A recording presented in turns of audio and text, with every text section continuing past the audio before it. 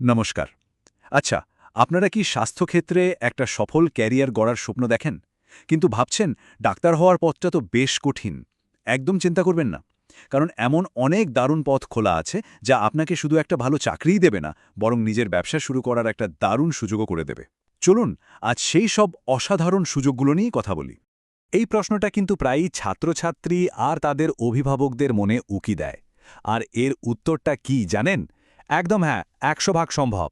দেখুন, আজকের দিনের স্বাস্থ্য ব্যবস্থাটা কিন্তু শুধু ডাক্তারদের উপর ভর করে চলে না, বরং এমন অনেক পেশাদার আছেন যারা ঠিক পর্দার আড়ালে থেকে পুরো সিস্টেমটাকে সচল রাখছেন।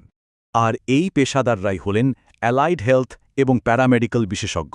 সত্যি বলতে কি, এনারাই হলেন আমাদের আধুনিক স্বাস্থ্য ব্যবস্থার আসল স্তম্ভ। রোগ নির্ণয় থেকে শুরু করে চিকিৎসা, এমনকি আপাতকালীন পরিষেবা, সব জায়গাতেই ডাক্তারদের কাঁধে কাঁধ মিলিয়ে কাজ করে চলেছেন এরা। এদের অবদান ছাড়া ভাবাই যায় না। আচ্ছা, এবার একটা জরুরি বিষয়। এই দুটো ফিল্ড মানে অ্যালাইড হেলথ আর প্যারামেডিক্যালের মধ্যে একটা ছোট কিন্তু গুরুত্বপূর্ণ পার্থক্য আছে। সহজ করে বললে, অ্যালাইড হেলথের ফোকাসটা থাকে মূলত রোগ নির্ণয় মানে ডায়াগনস্টিক, থেরাপিউটিক আর টেকনিক্যাল সাপোর্টের দিকে। আর অন্যদিকে প্যারামেডিক্যাল প্রোগ্রামগুলোর মূল কাজ হল এমার্জেন্সি মেডিকেল সার্ভিস। একবার ভাবুন তো যে অ্যালাইড হেলথের মধ্যে কত দারুণ সব অপশন রয়েছে, যেমন ধরুন medical laboratory technology, radiology, physiotherapy, operation theatre technology. তালিকাটা কিন্তু বেশ লম্বা। আর এই প্রত্যেকটা ফিল্ডেই কিন্তু রোগ নির্ণয়, চিকিৎসা আর একজন রোগীর পুরোপুরি সুস্থ হয়ে ওঠার জন্য ভীষণ ভীষণ জরুরি। তো চলুন এবার দেখে নেওয়া যাক পড়াশোনা শেষ করে একটা ভালো চাকরি পাওয়ার রাস্তাটা ঠিক কী রকম। দেখুন, পুরো রাস্তাটা কিন্তু একদম ছকে বাঁধা, খুবই গোছানো। প্রথমে উচ্চ মাধ্যমিকে সায়েন্স নিয়ে পাশ করতে হবে, তারপর একটা এন্ট্রেন্স পরীক্ষা দিয়ে পছন্দের কোর্সে ভর্তি। কোর্স আর ইন্টার্নশিপটা যেই শেষ হলো, ব্যাস, চাকরির দরজা একদম খোলা। পদ্ধতিটা খুবই সহজ আর পরিষ্কার, তাই না? যারা ২০২৬কে টার্গেট করে এগোচ্ছেন, তাদের জন্য তো সুযোগের অভাব নেই। একদিকে যেমন ন্যাশনাল লেভেলে নিট, এইমস, প্যারামেডিক্যাল, সিইউইটির মতো বড় পরীক্ষা আছে, তেমনি আবার রাজ্য স্তরেও বিভিন্ন পরীক্ষা হয়। মানে সুযোগ অনেক, দরকার শুধু ঠিকঠাক একটা প্রস্তুতি। আর কোর্সটা শেষ করার পরেই কিন্তু হাসপাতাল, ক্লিনিক বা ডায়াগনস্টিক সেন্টারে নানা রকম পদে চাকরির সুযোগ তৈরি হয়ে যায়।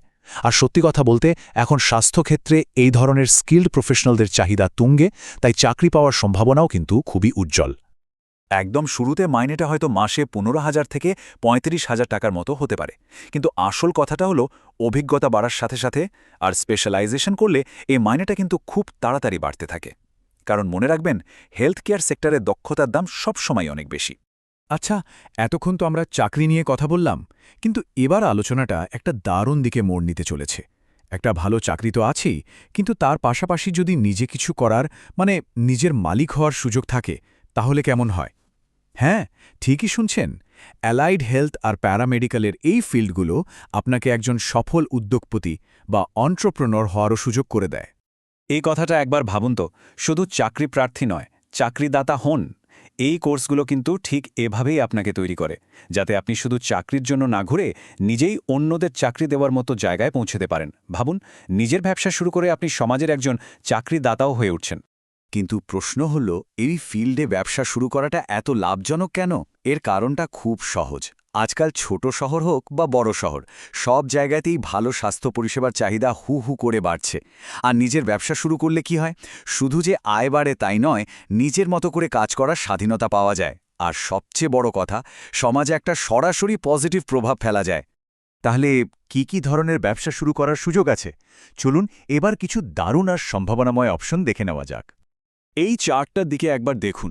সবচেয়ে জনপ্রিয় অপশনগুলোর মধ্যে রয়েছে ডায়াগনস্টিক ল্যাব আর ফিজিওথেরাপি ক্লিনিক। আর এর কারণটাও খুব স্পষ্ট। রোগ নির্ণয় আর রিহ্যাবিলিটেশন সার্ভিসের চাহিদা এখন সবথেকে বেশি। তাছাড়াও হোম হেলথ কেয়ার বা অ্যাম্বুলেন্স সার্ভিসের মতো ব্যবসাও কিন্তু খুব তাড়াতাড়ি জনপ্রিয় হচ্ছে। চলো একটা বাস্তব উদাহরণ দিয়ে পুরো ব্যাপারটা বোঝা যাক।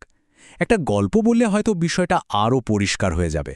ধরুন, কোনো এক ছাত্র বা ছাত্রী মেডিকেল ল্যাবরেটরি টেকনোলজি বা এমএলটি নিয়ে পাশ করল।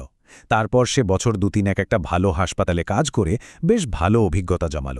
এরপর সেই অভিজ্ঞতা আর জ্ঞানকে কাজে লাগিয়ে সে নিজের একটা ছোট ডায়াগনস্টিক ল্যাব শুরু করল।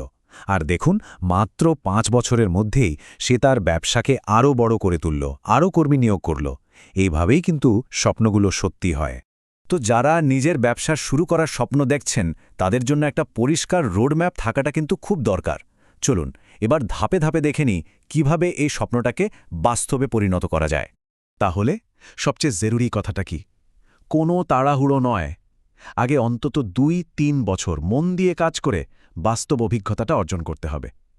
তারপর নিজের এলাকার প্রয়োজনটা বুঝতে হবে, আর সেই বুঝে ছোট করে শুরু করতে হবে। একবার যদি ভালো সার্ভিস দিয়ে মানুষের বিশ্বাস জিতে নেওয়া যায়, তাহলে ব্যবসাকে বড় করে তোলাটা শুধু সময়ের অপেক্ষা। মনে রাখবেন, একজন সফল হেলথকেয়ার এন্টারপ্রেনার হতে গেলে কিন্তু শুধু টেকনিক্যাল জ্ঞান থাকলেই চলবে না। তার সাথে দরকার ভালো কমিউনিকেশন স্কিল, ব্যবসা আর টাকা পয়সার বেসিক জ্ঞান, আর সবচেয়ে জরুরি রোগীর প্রতি সহানুভূতি আর যত্ন নেওয়ার মানসিকতা। এই সব কিছুর একটা পারফেক্ট মিশেলই আপনাকে সবারকে এগিয়ে রাখবে। হ্যাঁ, এটা ঠিক যে কোনো ব্যবসা শুরু করতে গেলেই কিছু চ্যালেঞ্জ তো আসবেই, যেমন শুরুতে টাকা পয়সার জোগাড় করা বা বাজারের কম্পিটিশন। কিন্তু ভয় পাওয়ার কিছু নেই, সঠিক পরিকল্পনা থাকলে এই সব বাধা সহজেই পেরোনো যায়। আসল মন্ত্রটা হলো ছোট করে শুরু করা আর কোয়ালিটি সার্ভিসের ওপর সবথেকে বেশি জোর দেওয়া। এটাই কিন্তু সাফল্যের আসল চাবিকাঠি। তাহলে পুরো আলোচনার সারমর্মটা কি দাঁড়ালো? এই কোর্সগুলো আপনার সামনে দুটো অসাধারণ রাস্তা খুলে দিচ্ছে।